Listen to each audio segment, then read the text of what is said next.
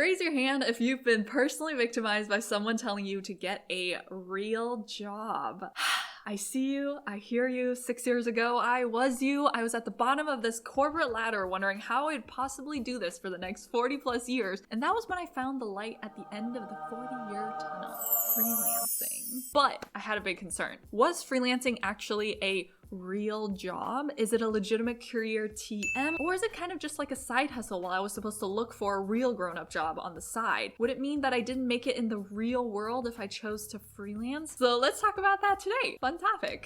Hey, it's Daya, freelancer, digital business manager, most recently entrepreneur. And as always, you can find sections on the play bar below if you want to skip to a certain part of the video. Wow, that came out really fast. As always, you can find sections on the play bar below if you want to skip to a certain part of the video. Your time is precious. Take what you need. If you want to watch this on 2x, I won't be offended. Okay, let's dive into the video. Now, of course, we must first ask, what even is a so-called real job? And I don't know about you, but for me, the immediate visceral screaming visual of a real job is what's been taught to me and shown in the media growing up. It's a suit, tie, cubicle, fluorescent lighting, 40 hours a week kind of situation. AKA, this visual is really formed by whatever the most mainstream media of what work has been for the past 20 or so years. But the truth is, work is changing all the time. So as an example, what a real job looked like during the Industrial Revolution was probably factory, standing over an assembly line with really bad posture, smoke billowing everywhere, 12 to 16 hours of work a day, 6 days a week. So our image of what a real job is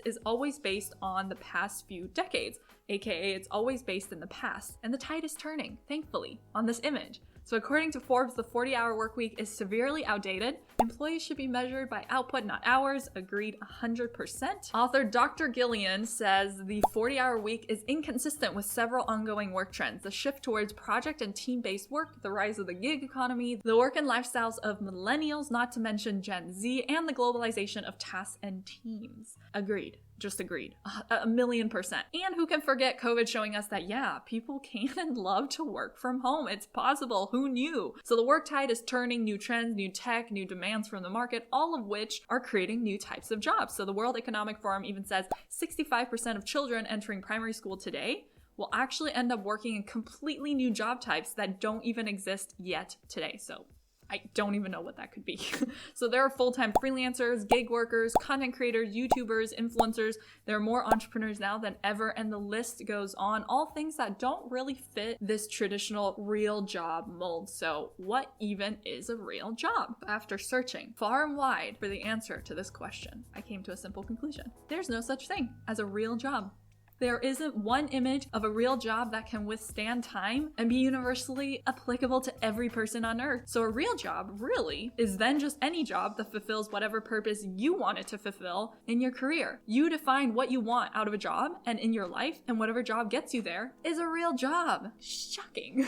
Shocking discovery. So for me, freelancing is what gets me to a life of freedom, no alarm clock, grocery shopping during the day, good earning potential, interesting clients and work, location independence, travel. So it's a real awesome job for me. So what are your goals for your career and your life? Start there. If your goal is to earn a living, CNBC says skilled freelancers earn more per hour than 70% of workers across the US economy. Business Wire says the global average hourly freelance rate in 2022 is $28 an hour. And I say in the past 6 years, I have made more freelancing than I ever would have in a corporate career. So if your goal is money, it's possible. Check.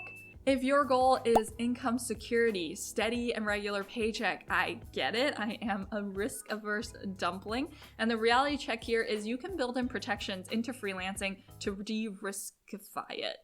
You can add in notice periods, create monthly retainers with clients, offer work that is ongoingly needed instead of one-off so that there's a longevity to working with clients. If you make yourself valuable and indispensable as a freelancer, you will have bananas job security. I have never been, knock on wood, fired as a freelancer, and I was booked out starting in my first year. It's just about having the right systems in place. If your goal is lifestyle freedom, location independence, autonomy, freelancing will check all of those things 1,000,000 times over. So get a real job, they said. Make real money, they said. Climb the real ladder to the top, they said. I said bet. I became a full-time, booked-out freelancer, made more money than I ever could have in a traditional office job. I traveled, I got to pet so many cats, eat good food. I built my own freelance ladder. So cheesy. All right, now here is the good news, my friends. If you're still having a little internal debate, I get it. Here's the real secret to making freelancing a real job, if we really come down to it. The way to make freelancing a real job for you is to treat it like it's a real job.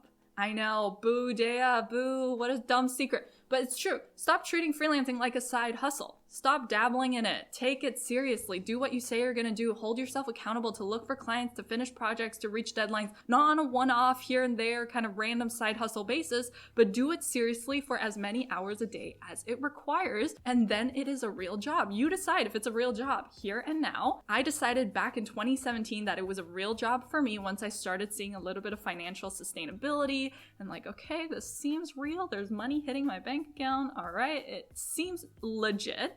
And I decided to make it a real job for myself, and I pursued it full time, and then it became my full-time career, and it has been since 2017. So the next time someone says to you to get a real job, just send them my way.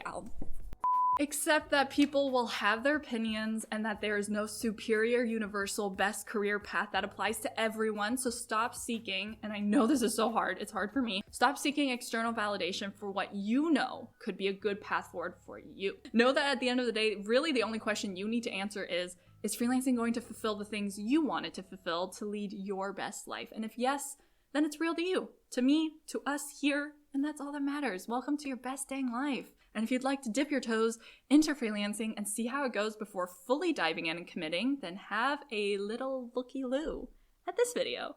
How to start freelancing on the side of a full-time 9-to-5, or if you're studying full-time or doing anything else full-time, here's how you can test out freelancing on the side. It's what I did, and I'll see you over there. All right, there you go. You've had the chance. If you want to click it, then... All right, it's going now. All right. As always, thanks so much for watching, and I'll catch you in the next one. Okay, bye.